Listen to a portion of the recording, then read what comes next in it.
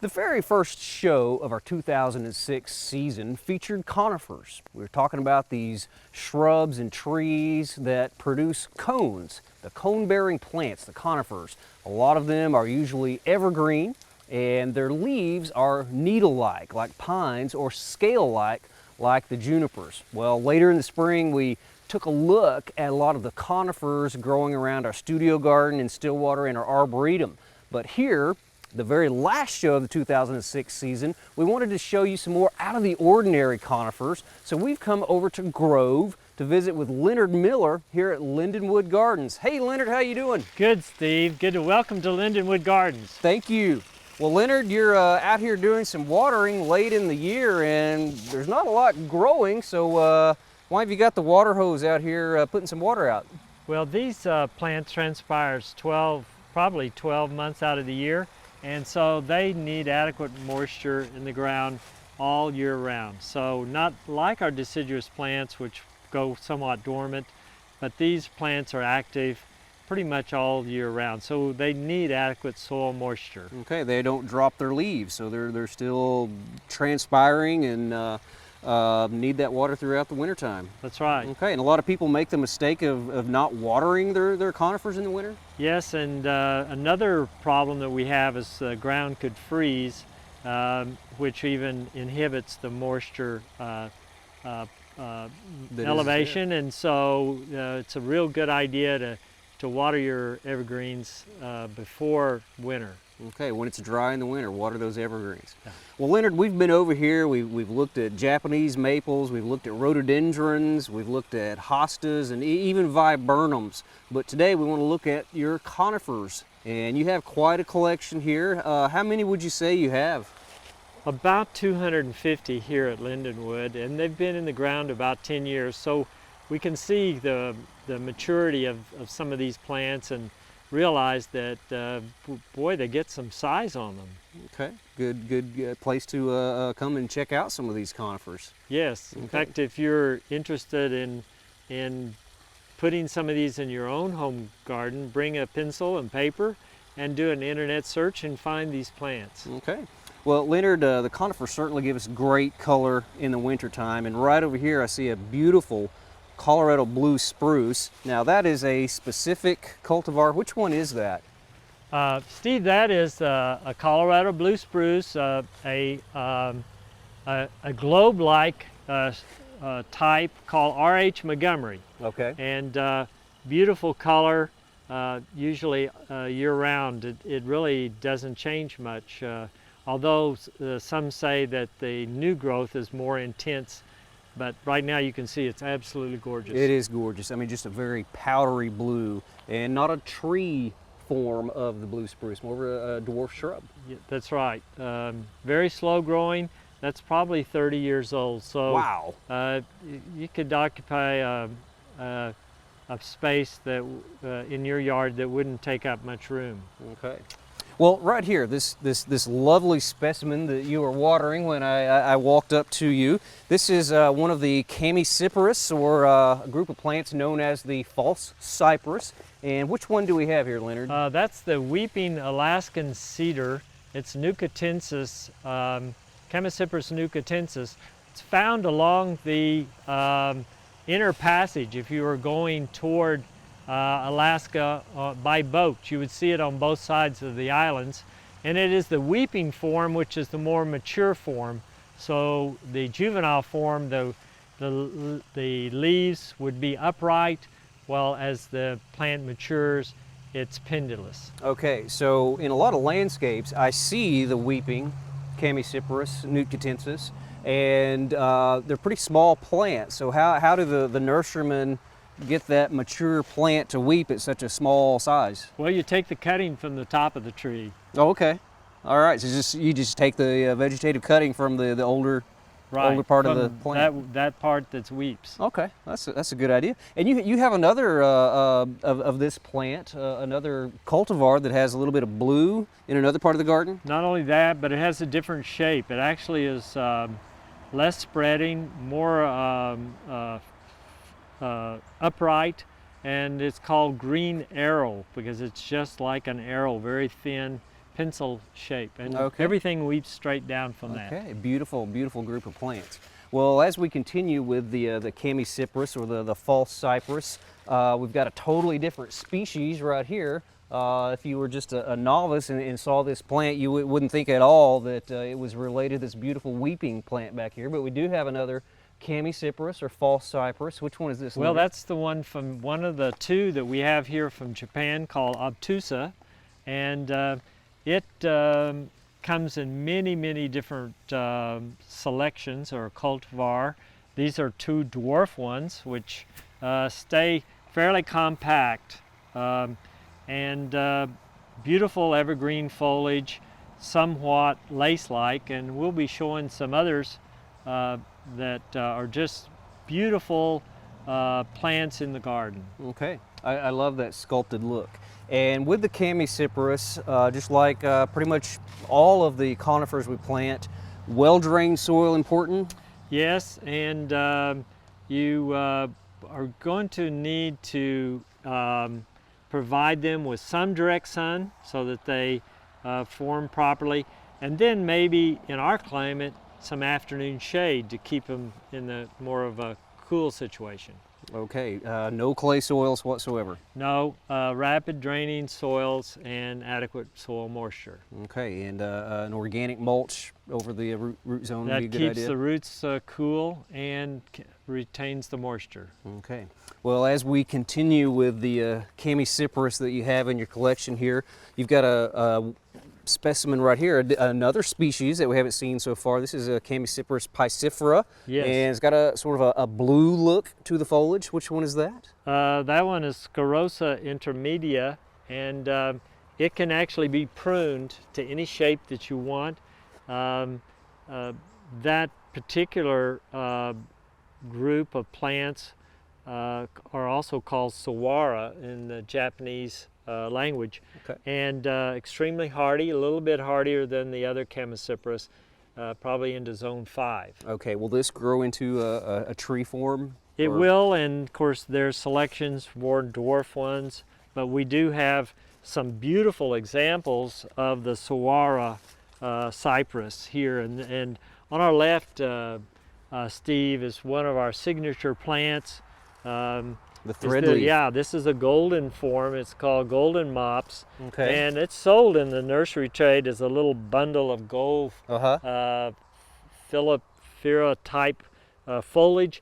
But you can see here, this is almost 8 feet tall and probably 12 feet across. So it's not necessarily, though it's slow growing, it's not necessarily a small plant. Okay, very, very graceful in appearance. And you have another thread leaf variety, another part of the garden that has gold as well, and the little branchlets are even longer. Which one is that That's one? called lemon thread, and thread? it gets a good third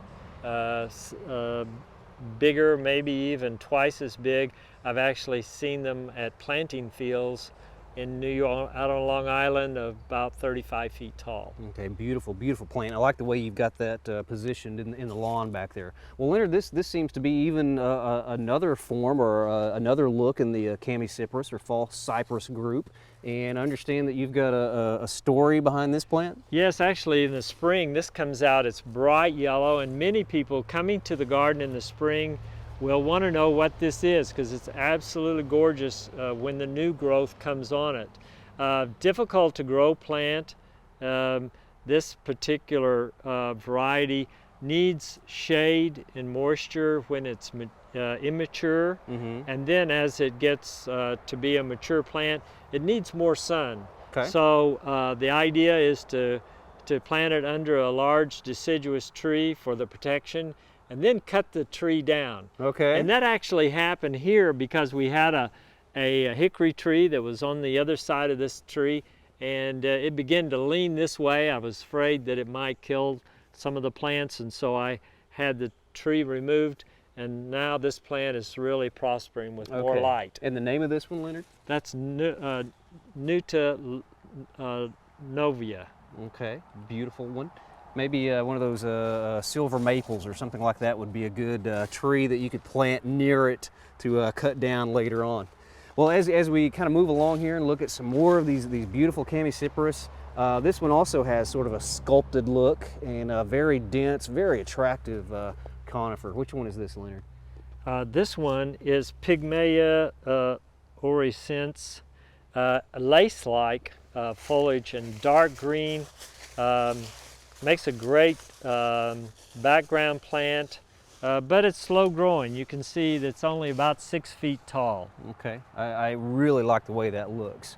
Well, as we look at the Chamaecyparis over in this area, this is a stunning one. This particular Chamaecyparis, I haven't seen anywhere else in Oklahoma, and I think it is just gorgeous with that Colorado blue spruce color. But which Chamaecyparis do we have here, Leonard? This is Thyroides. This is a unique species of the genaria of Chamaecyparis because it is one of the very few conifers that can grow in marsh-like conditions. So it's found in swampy, low areas, very moist situation, where the others require rapid draining soils. And so this is called the Eastern White Cedar.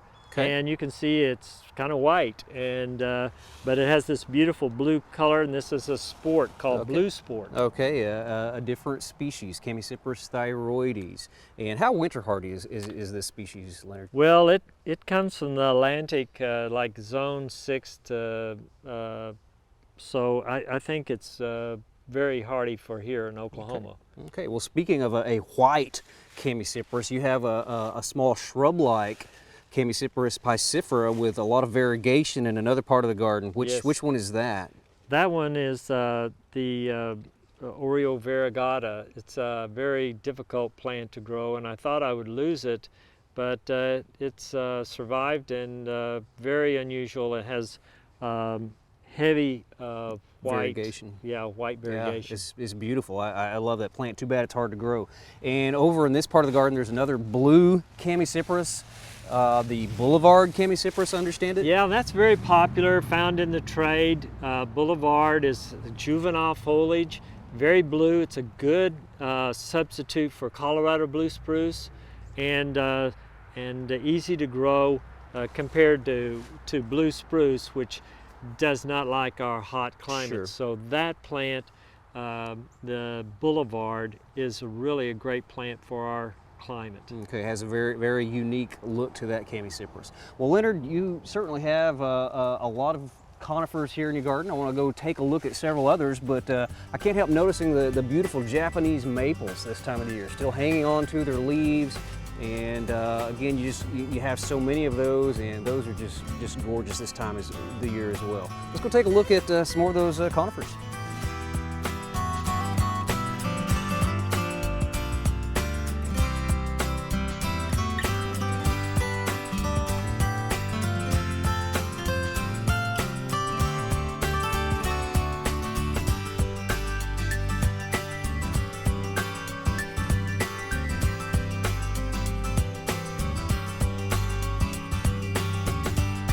One of the characteristics of a lot of the tree forms of conifers is that they grow in cold parts of the world where they get a lot of snow, and they need to be able to shed that snow without breaking a lot of limbs. And right here we've got a Canadian hemlock, and it's definitely got that pointed top, that sort of large cone shape, and that snow and ice just kind of sloughs off, and you don't get a lot of broken branches. And Leonard, you've got a few of the hemlocks planted here. Right. And in general, how would you say these perform in Oklahoma? Very difficult to grow, Steve. You'd need to provide plenty of moisture for them, and afternoon shade, maybe full shade. Excellent plant for full shade if you are a real conscientious gardener. Okay, so not just real easy to grow. It's not too cool in Oklahoma, especially in the summertime. So exactly, one of those plants that if you can get it to grow, it's a real source of pride. Maybe have the only one in the area. Okay, and I'm sure you're very proud of these plants. Beautiful, beautiful specimens. And I understand that the hemlocks also, like a lot of these other conifers, there are little dwarf forms that are selected and things like that. And you have a beautiful dwarf hemlock on the outside of the fence. Which one is that? Well, that's Bennett. So most conifers are in you can get them in small forms, so you can get them in your garden. Obviously, not a lot of room in many yards to have a huge tree like this. Okay, so if maybe you have your heart set on growing a hemlock, maybe try one of those dwarfs, one of those small ones where you can maybe find one of those micro habitats where you can meet those cooler conditions, some afternoon shade and that sort of thing. And Steve, 35 years ago, I planted a Canadian hemlock, and surprisingly, it's one of the largest in the state now. So big tree, probably 45 feet tall. Okay, and that one's just kind of outside the Lendonwood fence here, but excellent hemlock specimen. Mm-hmm. Okay, I bet you're really proud of that. Yes, it's enjoyable to have some specimens that's one of the largest in the state. Okay, all right, well, let's go look at some of those other conifers.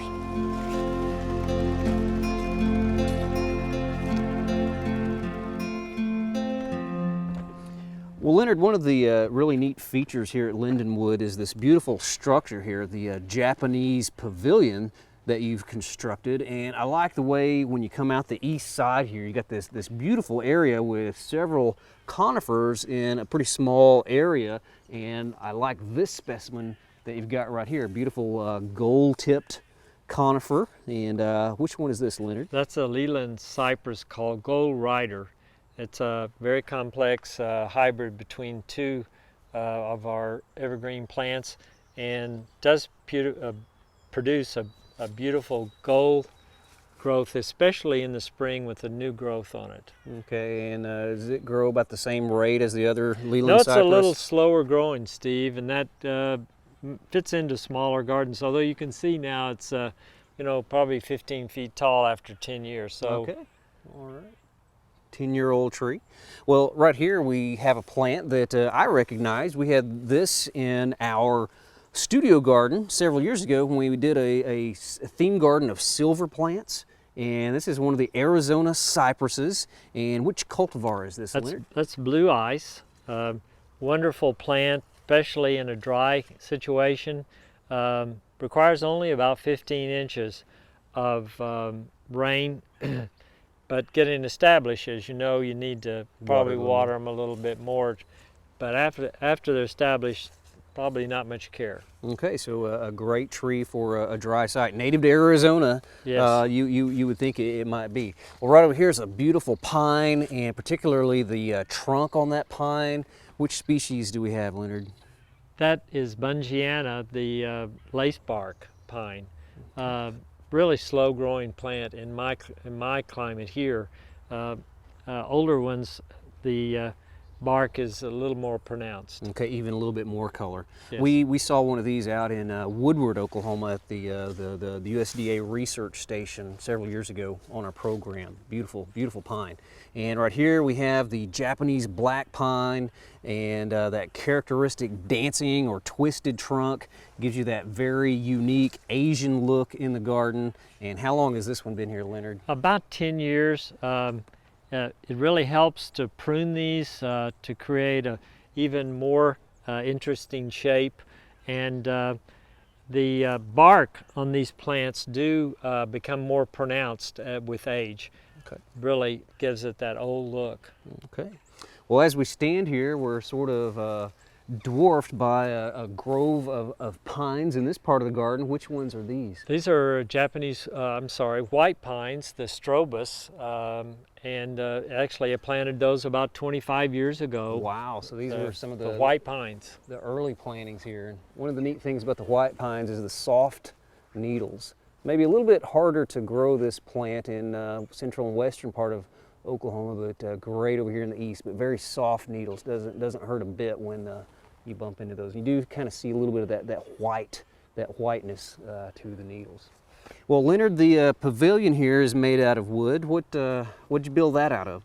That's a western red cedar, which is an arborvitae. Okay. And arborvitae means tree of life, and the reason they give that name because in its natural habitat it can grow 400 or 500 years. Wow. So very old examples up in the Pacific Northwest of that tree. Okay, and you have a collection of arborvitaes here. Yes, let's go look at those. All right.